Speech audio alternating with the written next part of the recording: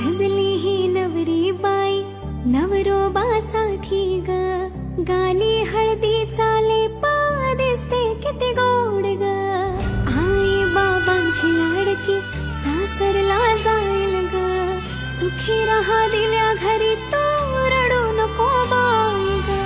येणार नवऱ्याची स्वारी घेऊन मर्दानी थाट, लाडकीला घेऊन